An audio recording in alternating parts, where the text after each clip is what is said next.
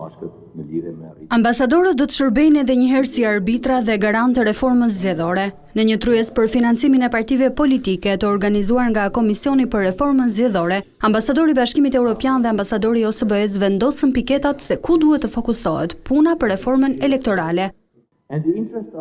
Reforma zgjedhore duhet të garantojë pluralizmin politik dhe të sigurojë një fushë loje reale dhe të barabartë për të gjithë aktorët politik. Kufiri midis shtetit dhe partisë duhet të përcaktohet shumë më qartë. Duke qenë se zgjedhjet vendore janë planifikuar për pranverën e vitit 2027, koha është vendimtare. Reforma efektive ka nevojë jo vetëm për përmbajtje cilësore, por edhe të miratohet në kohën e duhur për të siguruar zbatimin kuptim plot të saj. Reforma zgjedhore është një prej detyrimeve që Shqipëria ka në procesin e negociatave për anëtarësim në Bashkimin Evropian dhe ligji për financimin e partive politike është një prej çështjeve të para që duhet të marrë zgjidhje.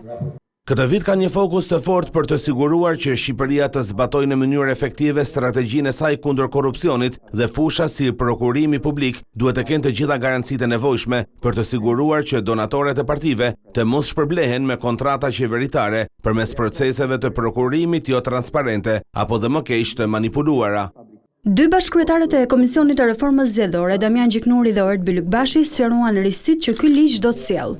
Që duhet gjejmë një balans shumë qartë që realizohet në fundit, transparencë, përburimet, mirë organizim, kontroll, auditim të pavarur, transparencë në përfundimin e auditimit dhe të gjitha të parandalojmë ato fenomene që mund të quhen ndikime të paligjshme në jetën politike dhe demokratike të një vendi.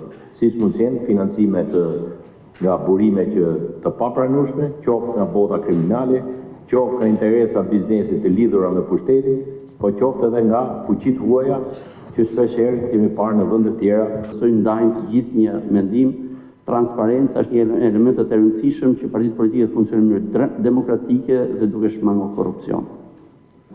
Duke shmangur jo vetëm korrupsionin, po dhe influencat kriminale apo influencat e faktorëve të tretë të huaj të cilët kanë synim të ndërhyjnë në sistemin demokratik shqiptar. Ligji për financimin e partive politike është një prej çështjeve ku ndasitë mes mazhorancës dhe opozitës nuk janë të forta dhe miratimi me konsensus është i mundshëm.